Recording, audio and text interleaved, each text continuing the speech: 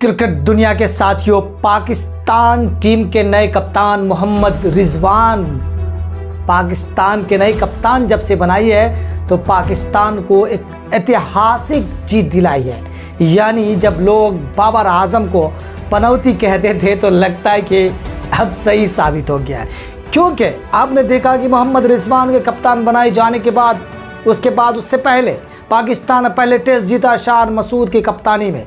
उसके बाद ऑस्ट्रेलिया दौरे के लिए यानी 3 ओडीआई और T20 के लिए मोहम्मद रिजवान को पाकिस्तान का कप्तान बनाया गया। उसके बाद पाकिस्तान की टीम यहाँ थी, अब इधर जा रही है, यानी उनका ग्राफ धीरे धीरे आगे बढ़ता जा रहा, क्योंकि बाबर आजम जब तक थे पाकिस्तान की क्रिकेट तबाही की ओर, बर्बादी की ओर जा रही थी। ना उनके बल्लेबाज बेहतरीन प्रदर्शन कर रहे थे, ना उनके गेंदबाज लय में नज़र आ रहे थे, क्योंकि दुनिया की वर्ल्ड क्लास गेंदबाजी पाकिस्तान को मानी जाती है। लेकिन पाकिस्तान के ना गेंदबाज उस तरह का परफॉर्मेंस कर रहे थे, ना पाकिस्तान के बल्लेबाज। लेकिन ऑस्ट्रेलिया में जाकर पूरे 22 साल के बाद पाकिस्तान ने ऑस्ट्रेलिया को उन्हीं की सरजमी पर मात दे दी है। बताएंगे पूरी खबर, आप देख रहे हैं जज्बा टॉक्स। मैं हूँ आपके साथ सरफराज आदिल। अगर आपको क्रिकेट का जज्बा है, क्रिकेट का जुनून है, तो हमारे चैनल को लाइक, शेयर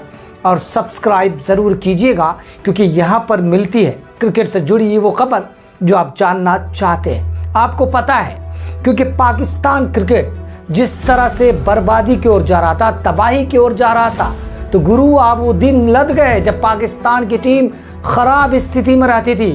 पाकिस्तान को कोई हरा ले जाता था, चाहे वो बांग्लादेश हो या अफ़गानिस्तान या कि नीदरलैंड। लेकिन अब ऐसा नहीं होने वाला है, क्योंकि चैंपियंस ट्रॉफी 2025 में पाकिस्तान में ही खेली जानी है।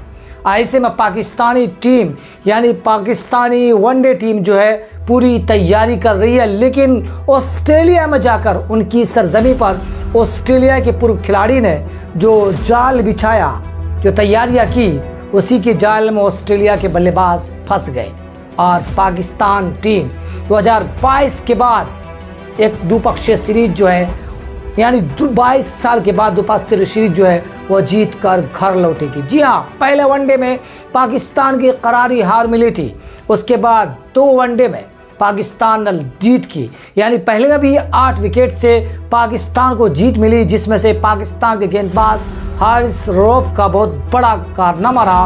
उन्होंने 5 विकेट ऑफ हॉल लिया। उसके बाद पर्थ में, यानी दुनिया की सबसे फास्ट पिच माने जाने वाली पर्थ पिच पर मैच हुआ ऑस्ट्रेलिया वर्सेस पाकिस्तान। आखिरी वनडे था और यह निर्णायक फैसला था, क्योंकि दोनों 1-1 के बराबरी पर था। लेकिन पर्थ पर जिस तरह से पाकिस्तानी गेंदबाजों ने कहर बरपाया, वो आप खुद इस आंकड़े से समझ लीजिए कि 31.5 ओवर में वर्ल्ड क्लास बल्लेबाज यानी वर्ल्ड चैंपियन ऑस्ट्रेलिया को पाकिस्तानी गेंदबाजों ने धराशाही कर दिया।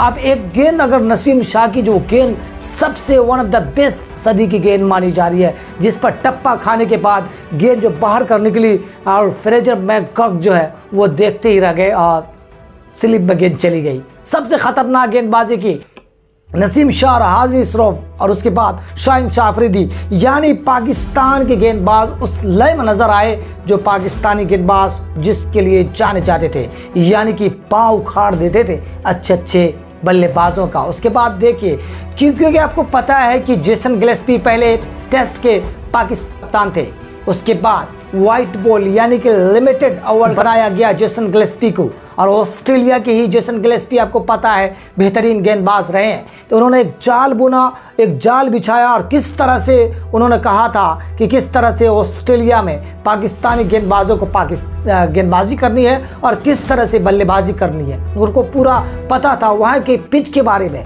वहाँ के एनवायरनमेंट के बारे में। उसका फ़ायदा पाकिस्तान को हुआ और जेसन गिलेस्पी के कोच में 22 साल के बाद एक ऐतिहासिक जीत मोहम्मद रिजवान की कप्तानी में आखिरकार पाकिस्तान को मिल गया। आपको बता दें कि 2009-10 में पाकिस्तान जब ऑस्ट्रेलिया खेलने गई थी तो 5 मैचों की ओडीआई सीरीज़ में पाकिस्तान को क्लीन स्वीप होना पड़ा था। एक करारी शिकस्त थी पाकिस्तान की। उसके बाद 2016-17 में जब पाकिस्तान टीम फिर पहुंची तो वहां पर भी पाकिस्तान को शर्मनाक हार झेलना पड़ा।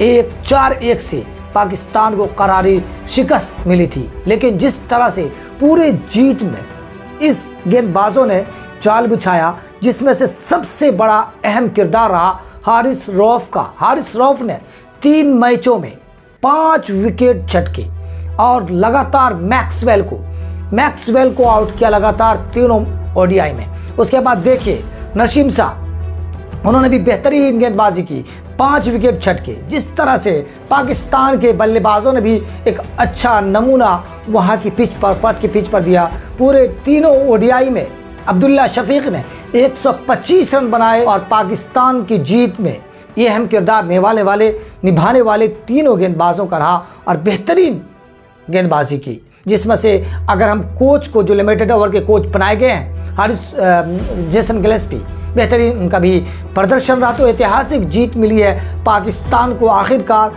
पाकिस्तानी टीम वो लय में चैंपियंस ट्रॉफी से पहले नज़र आ रही है, जो पाकिस्तान के अवाम क्रिकेट फैंस देखना चाहते थे। आपको क्या लगता है? हमें कमेंट सेक्शन में अपनी राय ज़रूर दीजिएगा। वीडियो देखने के लिए बहुत शुक्रिया।